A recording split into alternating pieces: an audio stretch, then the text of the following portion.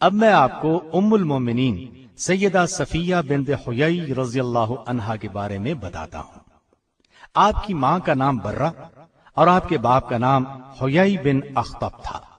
یہ سیدنا موسیٰ علیہ السلام کے بھائی سیدنا ہارون علیہ السلام کی اولاد میں سے تھا اور بنو نذیر کا سردار تھا۔ آپ کا پہلا نکاح سلام بن مشکم یہودی سے ہوا۔ سلام نے انہیں طلاق دے دی۔ دوسرا نکاح کنانہ سے ہوا۔ خیبر کے مشہور قلعہ القموس کا سردار تھا۔ جنگ خیبر میں مسلمانوں کا یہودیوں سے بہت سخت مقابلہ ہوا۔ کنانہ اسی جنگ میں مارا گیا۔ سیدہ صفیہ کے باپ اور بھائی بھی اس جنگ میں مارے گئے۔ خود یہ گرفتار ہوئی۔ پہلے دونوں خامندوں سے ان کے ہاں کوئی اولاد نہیں تھی۔ مسلمانوں میں مال غنیمت تقسیم ہونے لگا تو صحابی رسول دہیہ کلبی نے عرض کیا، اے اللہ کے رسول صلی اللہ علیہ وسلم، مجھے خدمت کے لیے ایک لونڈی کی ضرورت ہے۔ تو آپ صلی اللہ علیہ وسلم نے فرمایا، ان قیدیوں میں سے خود ہی ایک لونڈی لے لے۔ تو انہوں نے صفیہ کو پسند کر لیا۔ رسول اللہ صلی اللہ علیہ وسلم نے اجازت دے دی۔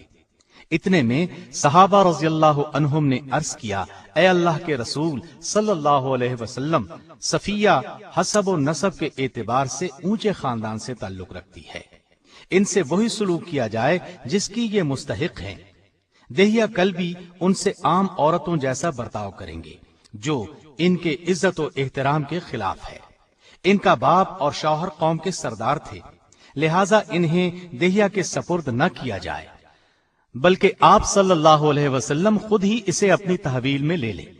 رسول اللہ صلی اللہ علیہ وسلم نے صحابہ کا یہ مشورہ قبول فرمایا۔ دہیہ کو صفیہ رضی اللہ عنہا کی بجائے ایک اور لونڈی دے دی اور آپ صلی اللہ علیہ وسلم نے صفیہ رضی اللہ عنہا کو آزاد کر کے اس سے نکاح کر لیا۔ یہ واقعہ 7 ہجری کا ہے۔ رسول اللہ صلی اللہ علیہ وسلم نے ان سے خیبر ہی میں نکاح کر لیا۔ خیبر سے چل کر آپ صلی اللہ علیہ وسلم صحابہ کے مقام پر اترے۔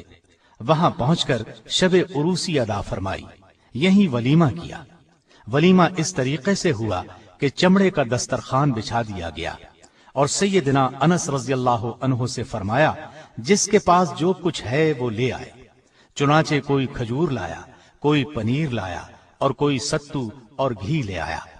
جب یہ چیزیں دسترخوان پر جمع ہو گئیں تو سب نے مل کر کھا لیا۔ اس ولیمے میں گوشت اور روٹی وغیرہ جیسی کوئی چیز نہیں تھی۔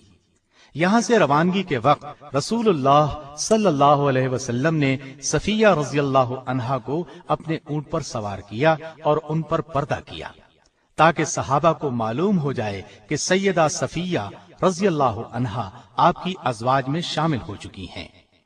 سیدہ صفیہ رضی اللہ عنہا فرماتی ہیں، جب میں ایک قیدی کی حیثیت سے آپ صلی اللہ علیہ وسلم کے سامنے حاضر ہوئی تو آپ سے زیادہ ناپسندیدہ اور کوئی میری نگاہ میں نہیں تھا، اس لیے کہ میرا باپ، خاوند اور رشتہ دار قتل ہو چکے تھے۔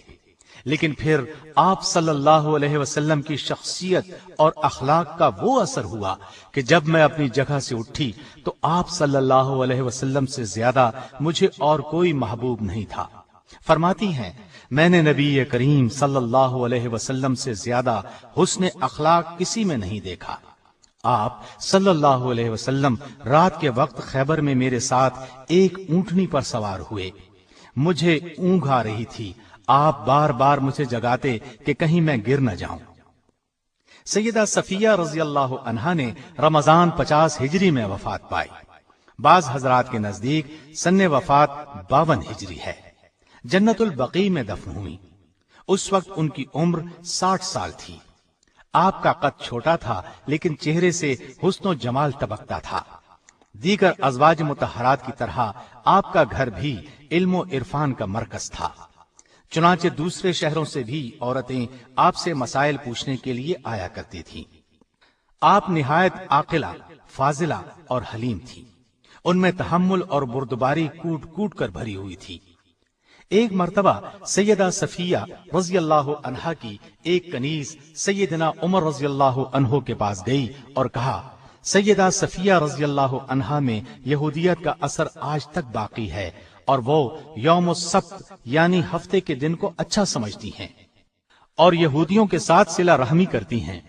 سیدنا عمر رضی اللہ عنہ نے تحقیق کے لیے ایک شخص کو بھیجا تو سیدہ صفیہ رضی اللہ عنہا نے جواب دیا، جب سے اللہ تعالیٰ نے ہمیں جمعے کا روز عطا فرمایا ہے اس وقت سے میں یوم السبت کو بالکل پسند نہیں کرتی، البتہ یہودیوں کے ساتھ صلہ رحمی کرتی ہوں کیونکہ وہ میرے رشتہ دار ہیں۔ اس کے بعد آپ نے لونڈی کو بلا کر پوچھا، تو نے میری شکایت کس کے اکسانے پر کی؟ اس نے کہا، شیطان کے اکسانے پر۔ سیدہ خاموش ہو گئی، پھر بولی، جاؤ تم آزاد ہو۔ سیدہ کو نبی کریم صلی اللہ علیہ وسلم سے نہایت محبت تھی، اپنی جان تک قربان کرنے کے لیے تیار رہتی تھی۔ جب آپ صلی اللہ علیہ وسلم کی طبیعت ناساز ہوئی تو سیدہ نے نہایت حسرت سے کہا، کاش آپ کی بیماری مجھے لگ جاتی۔ یہ کہنا تھا کہ ازواج مطہرات نے سیدہ کی طرف دیکھنا شروع کیا۔ یہ دیکھ کر رسول اللہ صلی اللہ علیہ وسلم نے فرمایا، اللہ کی قسم صفیہ سچ کہہ رہی ہے۔ مطلب یہ تھا کہ ان کے جذبات واقعی یہی ہیں۔ آپ صلی اللہ علیہ وسلم کو بھی سیدہ سے بہت محبت تھی، ہر موقع پر ان کی دلجوئی فرماتے تھے۔ آپ صلی اللہ علیہ وسلم ان کی دلجوئی کس طرح فرماتے تھے، ایک واقعے سے صاف واضح ہے۔ ایک روز نبی کریم صلی اللہ علیہ وسلم سیدہ صفیہ رضی اللہ عنہا کے پاس تشریف لے گئے، دیکھا کہ وہ رو رہی ہیں۔ آپ صلی اللہ علیہ وسلم نے دریافت فرمایا، صفیہ رو کیوں رہی ہو؟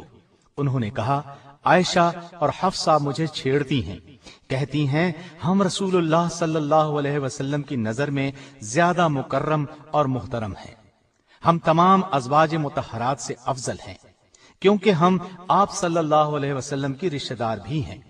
یہ سن کر نبی کریم صلی اللہ علیہ وسلم نے ارشاد فرمایا، تم نے کیوں نہ کہہ دیا کہ تم مجھ سے کیسے بہتر ہو سکتی ہو؟ میرے باپ ہارون علیہ السلام ہیں اور موسیٰ علیہ السلام میرے چچا ہیں اور محمد صلی اللہ علیہ وسلم میرے شوہر ہیں۔ آپ صلی اللہ علیہ وسلم ان کی بہت عزت کرتے تھے۔ سن 35 ہجری میں فسادیوں نے سیدنا عثمان رضی اللہ عنہ کے گھر کو گھیر لیا۔ ان دنوں میں سیدہ صفیہ رضی اللہ عنہا نے سیدنا عثمان رضی اللہ عنہ کی بہت مدد کی۔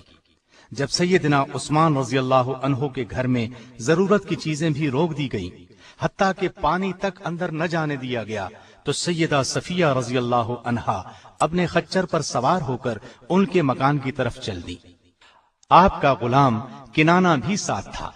مالک اشتر فسادیوں کا ایک سردار راستے میں موجود تھا، اس نے آپ کے خچر کے منہ پر مارنا شروع کیا۔ سیدہ رضی اللہ عنہا نے فرمایا، رک جاؤ، مجھے واپس جانے دو، خچر کو چھوڑ دو۔ پھر گھر واپس آئیں اور سیدنا حسن بن علی رضی اللہ عنہ کو اس خدمت کے لیے مامور کیا۔ وہ ان کے ہاں سے سیدنا عثمان رضی اللہ عنہ کے پاس کسی نہ کسی طرح کھانا اور پانی پہنچاتے تھے۔ آپ بہت سلیقہ شیار تھی، کھانا نہایت عمدہ پکاتی تھی، نبی اکرم صلی اللہ علیہ وسلم کی خدمت میں بھیجا کرتی۔ اللہ تعالیٰ کی ان پر ہزار ہا رحمتیں ہوں، آمین۔